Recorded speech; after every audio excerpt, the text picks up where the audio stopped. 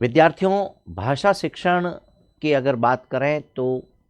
मूल रूप से या मुख्य रूप से 3 इकाइयाँ रीट में देखने को मिलती है और उन्हीं 3 इकाइयों को आप आरपीएससी के द्वारा आयोजित होने वाली भर्ती परीक्षा के सेकंड ग्रेड के चैप्टर में भी देखते हैं, यानी कि उसके पाठ्यक्रम के सिलेबस में भी देखते हैं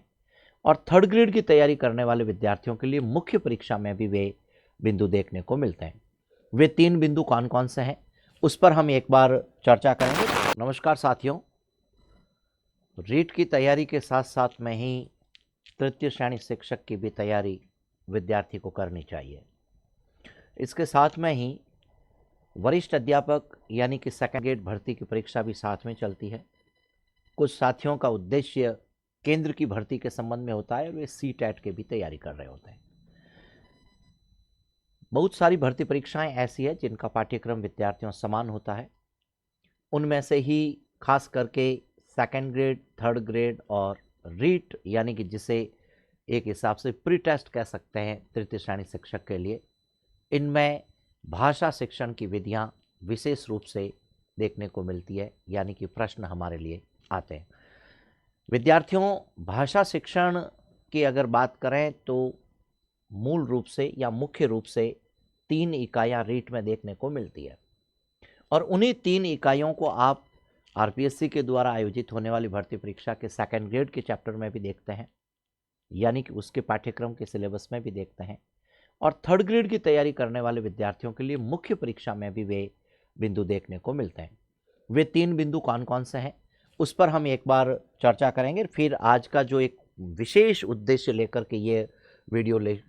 बनाया गया है आपके, कि शिक्षण की जो विधियां होती है दोस्तों, क्या इन शिक्षण की विधियों को किसी बेहतर तरीके से सीखा जा सकता है, इस पर हम कुछ नई जानकारी आपको देना चाहेंगे। ये शिक्षण विधियां न केवल हिंदी के लिए हैं, ये शिक्षण विधियां न केवल संस्कृत और इंग्लिश के लिए हैं साथियों, वरन इन शिक्षण विधियों को अंग्रेजी, विज्ञान, गणित, सामाजिक सभी विषयों के लिए भी समान रूप से देखा जा सकता है और उनमें से वे कॉमन चीज़ें जो एक विद्यार्थी के लिए एक शिक्षक बनने की योग्यताओं को अर्जित करने के लिए लाभदायक हो सकती है, उन बातों को यहाँ आज संकलित करने का प्रयास किया गया है। तो विद्यार्थियों, शिक्षण विधियां याद करने का सबसे सरल तरीका क्या हो सकता है, सबसे सटीक तरीका क्या हो सकता है, एक शिक्षक एक विद्यार्थी कैसे उनको पढ़ें कि शिक्षण विधि की वह तकनीक को अच्छे तरीके से सीख जाए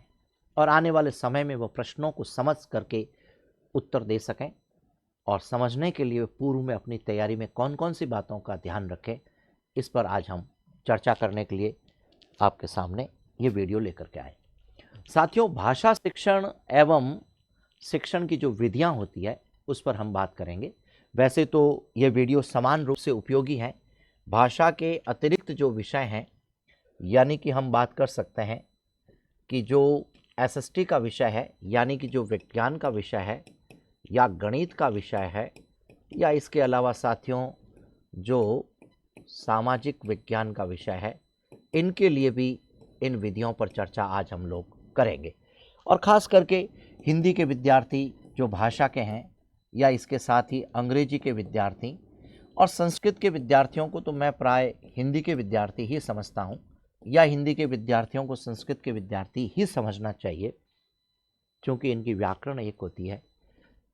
वर्णमाला से लगा करके संधि, समास, उपसर्ग, प्रत्यय तक तो खास बातें समान होती है। इसके साथ में शब्द शुद्धि भी इनमें एक देखने को मिलती है साथियों।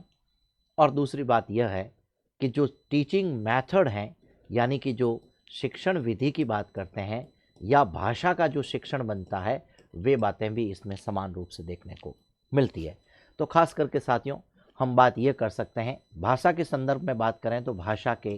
कौशल पर प्रश्न बनता है। भाषा को पढ़ाने की जो एक विधि शिक्षक को पता होनी चाहिए, उन विधियों के प्रश्न बनते हैं। साथ ही विद्यार्थियों पाठ्य की जो सामग्री होती है उस पर प्रश्न बनते हैं और सहायक सामग्री के प्रश्न बनते हैं। साथ में ही टीचिंग के जो अन्य सहायक सामग्रियां होती है उन पर भी प्रश्न बनते हैं। और अंतिम रूप से अगर देखा जाए तो निदान की बात कर सकते हैं, उपचारात्मक शिक्षण होता है और उपचारात्मक के साथ साथ में साथियों मूल्यांकन जो हैं, जिनके सभी स्टेप और सतत व्यापक की बात की जा सकती, ये एक मोटे स्तर पर देखा जाए तो पाठ्यक्रम है। जबकि इसके अलावा तो शिक्षक कैसा होना चाहिए वे भी प्रश्न बनता है विषय के अनुसार। और एक और बात, भाषा शिक्षण से संबंधित सिद्धांत होते हैं। किसी भी विषय में शिक्षण विधि जो होती है, उससे पहले उस विषय को पढ़ाने के अपने कुछ सिद्धांत होते हैं। जैसे व्यावहारिकता का सिद्धांत है, स्वतंत्रता का सिद्धांत है, रुचि का सिद्धांत है। इसी तरीके से मौखिक कार्य पहले और लिखित कार्य बाद में होना चाहिए, ऐसे कुछ सिद्धांत हैं। फिर भाषा शिक्षण के सिद्धांतों के साथ उपागम बनते हैं, जिसमें हम क्रियाशीलता का उपागम देखते हैं या अभिक्रमित अनुदेशन को एक उपागम के रूप में देखते हैं। ये कुछ चीज़ें जो है कॉमन रूप से सभी विषयों में समान रूप से हमें देखने को मिल सकती है बातें। साथियों, तो कुल मिलाकर के अगर भाषा शिक्षण को ही आधार बनाकर इस क्लास को आज देखा जाए तो इन 3 विषयों के साथ साथ में जो अन्य भाषाएं होती है, वैसे रीट को माध्यम बनाया जाए तो करीबन 6 भाषाओं के प्रश्न जो है उस प्रश्न पत्र में देखने को मिलते हैं। फर्स्ट और सेकंड लैंग्वेज के हिसाब से विद्यार्थी अपनी भाषा का चयन करता है।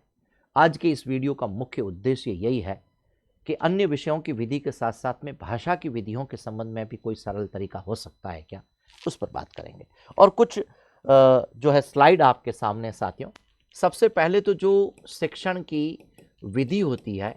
उस शिक्षण की विधि में हमें 2 चीज़ें देखनी होती है कि वह विधि मनोवैज्ञानिक है या फिर वह अमनोवैज्ञानिक है। अब विधि मनोवैज्ञानिक और अमनोवैज्ञानिक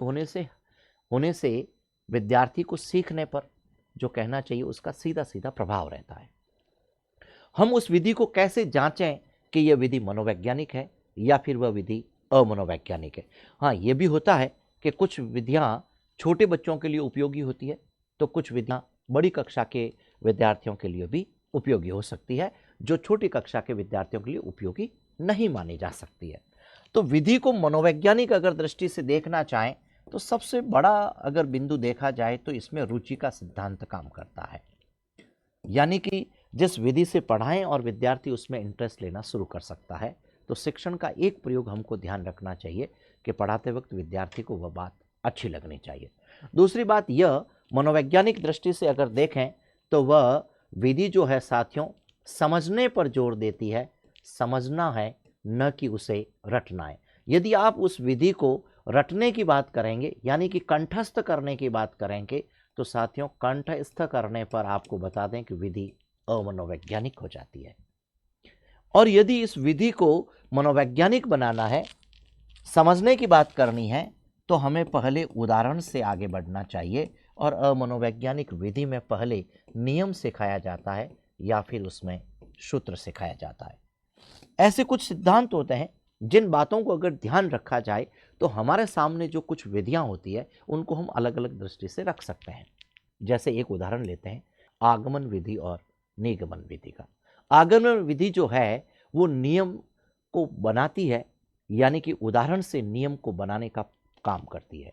और यह भी कहा जा सकता है कि विधि सरल से कठिन की तरफ चलती है। तो जो बात सरल होगी यानी कि जो हमारे पूर्व ज्ञान पर आधारित होगी वो बच्चे को आसानी से समझ में आएगी,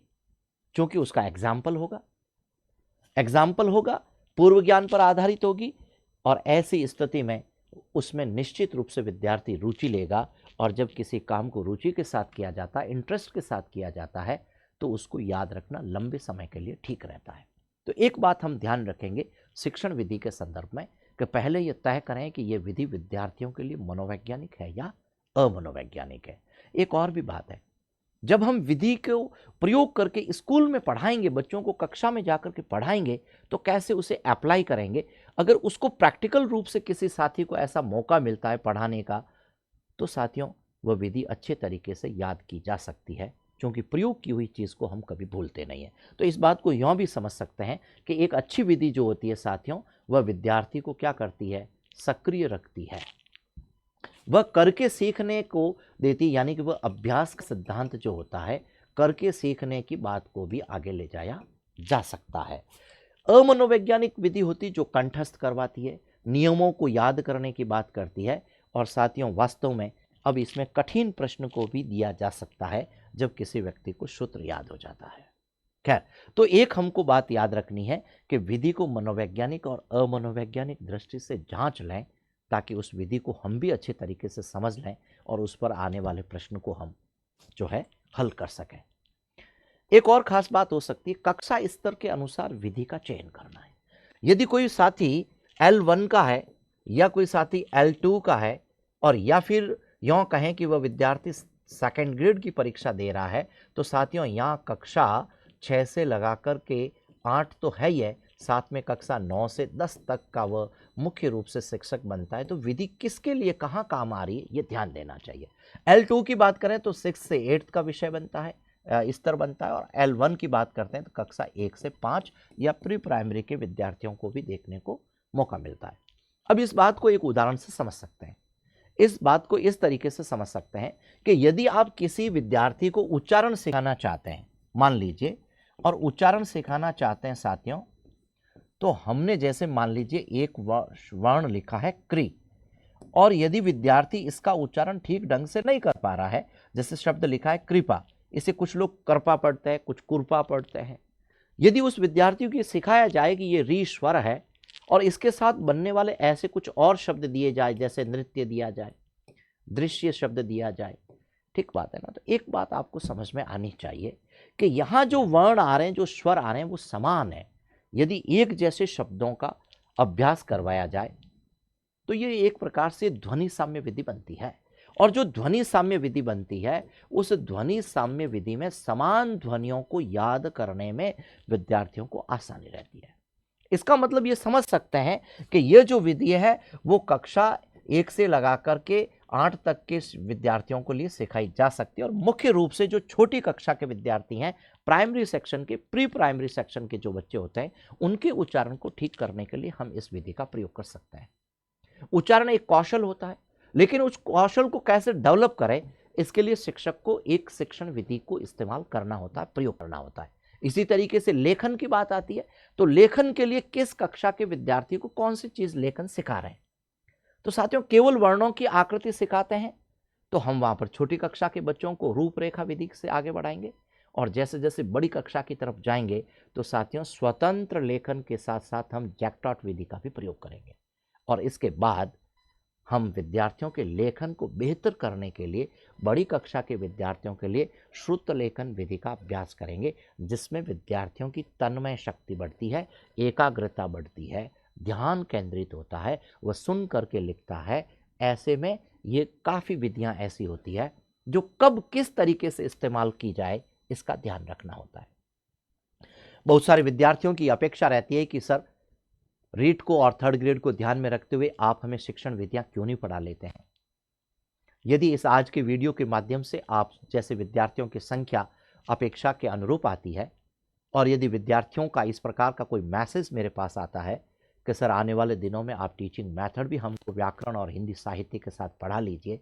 तो मैं आपके लिए यूट्यूब चैनल के माध्यम से ऐसी कक्षाएं लेकर के आऊँगा जिसमें आप न केवल हिंदी भाषा शिक्षण को सीख पाएंगे, साथ में ही सेकंड लैंग्वेज यानी संस्कृत और सेकंड लैंग्वेज के रूप में जिस साथी की इंग्लिश है, उनको भी काफ़ी कुछ जो है सहायता यहाँ पर पढ़ने को मिल सकती है। मुझे इंतज़ार रहेगा इस बात का कि जिसमें आपका कमेंट ये आए कि सर हम एक बड़ी संख्या में आपसे हिंदी भाषा शिक्षण और साथ में ही दूसरी भाषाओं के शिक्षण को सीखना चाहते हैं, साथ साथ विज्ञान, गणित और सामाजिक के लिए भी अगर किसी भाषा शिक्षण को आप समझा पाएँ तो उसमें भी मैं तत्पर रहूँगा साथी। कुल मिलाकर के एक बात आपसे की गई कि आने वाले दिनों में इस पर आपकी आशा के अनुरूप अगर संख्या रहती है तो आपको पढ़ाया जा सकता है। तुलनात्मक अध्ययन साथियों, रीट को लेकर के अगर बात की जाए तो तुलनात्मक दृष्टि से एक विधि अगर हिंदी भाषा के लिए सीखने में उपयोगी हो सकती है तो वह द्वितीय भाषा संस्कृत के लिए भी उतने ही उपयोगी हो सकती है, और वैसे ही कोई तीसरी भाषा यानी कि कोई तृतीय भाषा हो तो साथियों उस भाषा के लिए भी वह उपयोगी हो सकती है। एक सीधा सा मैटर होता है, एक सीधी सी विधि होती, जब अगर आपने कभी ध्यान दिया हो तो जिसे हम शास्त्रीय विधि के नाम से भी जानते हैं, परंपरागत विधि के नाम से भी जानते हैं, और इंग्लिश में जिसे क्लासिकल मेथड के नाम से भी जानते हैं। ये वास्तव में वो विधि है जिसमें हम विद्यार्थियों को किसी भाषा को सीखने के लिए स्वतंत्र छोड़ देते हैं, और वह विद्यार्थी अपने आसपास के वातावरण के साथ में जो है भाषा को अडेप्ट करता है, सीखता है, अनुकरण के माध्यम से आगे बढ़ने की कोशिश करता है। तो क्यों नहीं एक ऐसी विधि को पकड़ा जाए जो सभी भाषाओं के लिए समान रूप से चलती हो, यानी कि उस विधि को जब मैं पढ़ूं तो ये याद रखूं कि यह विधि किस भाषा के लिए उपयोगी है और साथ में क्या वो दूसरी भाषा को सीखने में भी सहायता करती है कि नहीं करती है। जैसे एक उदाहरण और लिया जा सकता है और साथियों उस विधि का नाम हो सकता है आगमन विधि या फिर इसी तरीके से हो सकता है निगमन विधि। यदि मैं यह कहूं कि हिंदी में अगर मैं संधि समझा रहा हूं और संधि पढ़ाते पढ़ाते यदि मैं एक सूत्र लिख देता हूं तो वह सूत्र साथियों संस्कृत में भी उतना ही उपयोगी रहेगा जितना कि हिंदी में उपयोगी रहेगा। तो कुल मिलाकर के एक शिक्षण विधि का यह तय कर देना कि यह शिक्षण विधि अन्य किस विषय के लिए उपयोगी है और उसमें तुलनात्मक रूप से दूसरे विषय को सीखने में क्या उसमें कॉमन बातें हैं जो हमको वहाँ सिखाने में सहायक हो सकती है, इस पर भी हमको विचार करना चाहिए। तो एक बात तुलनात्मक दृष्टि से भी विधि को समझना चाहिए ताकि वह ज्ञान स्थायी हो जाता है, आगे के लिए भी उपयोगी रहता है। साथियों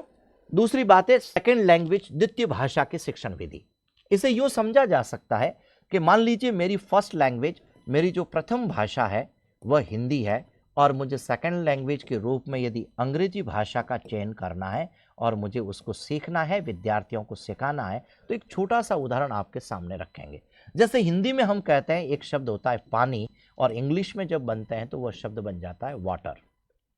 अब इसको कैसे समझना चाहिए, इस सेकंड लैंग्वेज को कैसे याद करना चाहिए, बच्चों को समझाना चाहिए। वैसे छोटी कक्षा में जैसे उदाहरण दिया जाता है प्राय, जैसे कि हम कहते हैं आम है, तो उसको हम दूसरी भाषा में जा करके अंग्रेजी में जाएंगे तो उसे मैंगो नाम से याद करवाएंगे। इससे प्रैक्टिकल दृष्टि से मान लीजिए मेरे पास में आम है या उसका कोई मॉडल है, कोई वस्तु है, तो मैं हाथ में लेकर के बच्चों को पूछता हूँ अपनी मातृभाषा में कि क्या है, तो बच्चे बताएंगे कि ये आम है, यदि अपने पास ऐसी वस्तु है तो। अब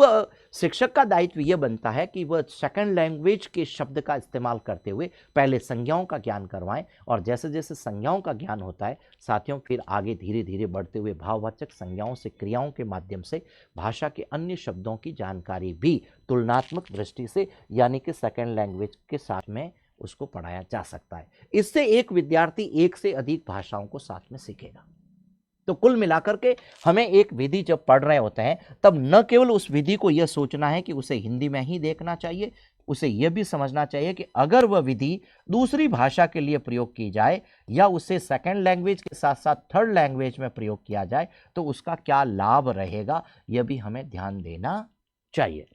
तो साथियों इस तरीके से अगर काम करेंगे तो हमारे सामने एक इस तरीके से चार्ट बनेगा। क्या बनेगा, ये विधि मनोवैज्ञानिक है, अमुक अमनोवैज्ञानिक है, ये विधि व्याकरण की है, ये विधि साहित्य की है, ये भाषा के उच्चारण कौशल को सिखाती है, इसी तरीके से ये लेखन कौशल को सिखाती है। इसी तरीके से एक विधि ऐसी होगी जो तुलनात्मक दृष्टि से एक से अधिक विषयों को पढ़ाने में, भाषाओं को सिखाने में सहायक हो सकती है।